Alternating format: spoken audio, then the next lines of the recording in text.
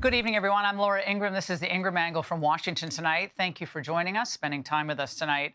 And last night, we were told that the Brown and MIT shooter killed himself in a storage unit. Claudio Manuel Neves Valente, 48, was a Portuguese national and former Brown student 22 years ago. He attended the same institute in Portugal as MIT professor Nuno Loureiro, who was found dead in his apartment building lobby in Brookline, Massachusetts. But here's a headline for you. Homeless man smarter than high-paid officials at Brown University. Now, since last Saturday, it's been nothing but a showcase of incompetence. At the state, local, and university level are people who check various boxes, but not the one that's labeled common sense. In the aftermath of the horrific shooting that left 2 students dead, we saw them waste time by detaining the wrong person. We heard them admit that they didn't even know how many people were in the classroom. Then we listened as they dismissed a connection to the MIT shooting. Then they confused the public about the location of video cameras. And then they told us they weren't even sure how long the shooter was in the building. But somehow last night, they thought that they would put it all and all doubts to rest. I'm extremely proud of this department. As soon as you have a name, I believe you can find anybody in this country.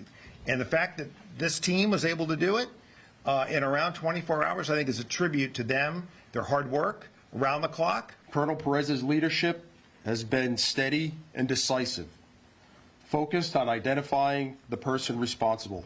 The Providence crew went on and on and on. It was interminable. All we wanted to hear was the name of the shooter, how the case broke open, any information on motive. We wanted to know who they could rule out and how they could rule out, I should say, an accomplice. Just what we didn't want 5 days after these killings, a self-congratulatory confab where the left-wing mayor acted like he was kind of an MC for the award ceremony. It was because of the information provided to us by neighbors and the tireless work of our Providence Police Department, the Rhode Island State Police, the FBI, the ATF, and many other federal partners.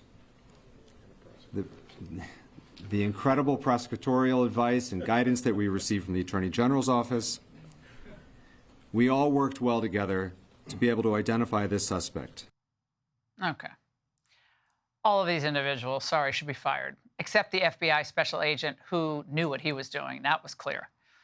This was a complete and total embarrassment. And the worst of the worst, the college president who makes $3 million a year, by the way, she got like a 70% salary increase just a few years ago because, you know, $3 million a year, yeah, she's worth it. We have 1,200 cameras at Brown. But not in that building. We have some in that building. It's a large complex.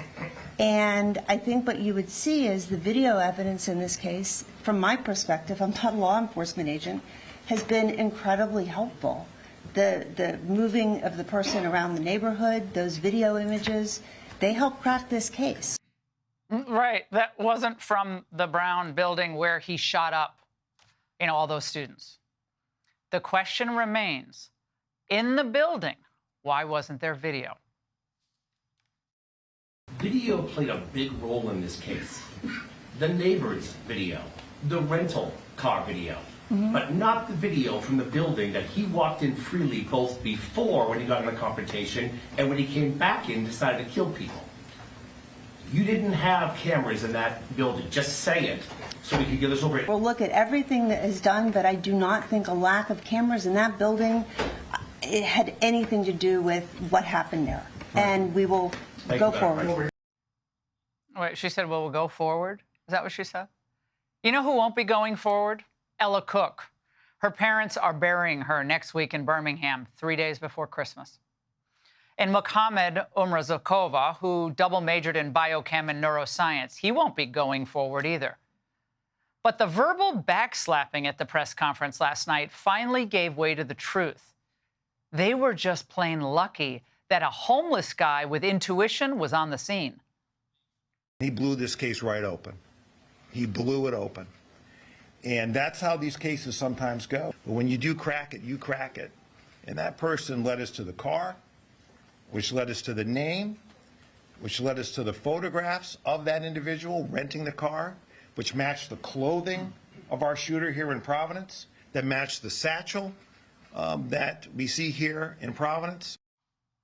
Okay, when exactly did authorities learn that a homeless person lived in the building?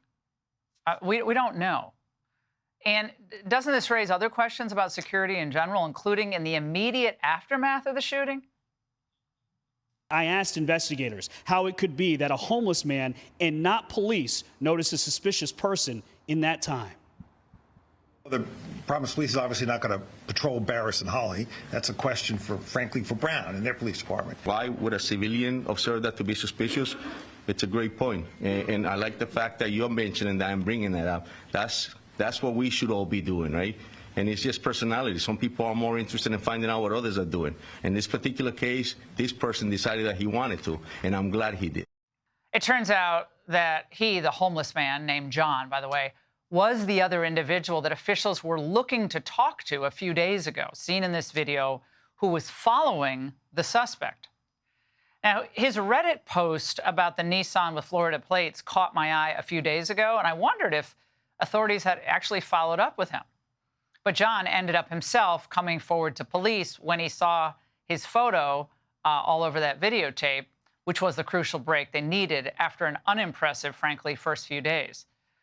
But tonight, many more questions have to be answered, and the officials will not be able to rely on a homeless guy to fill in those blanks.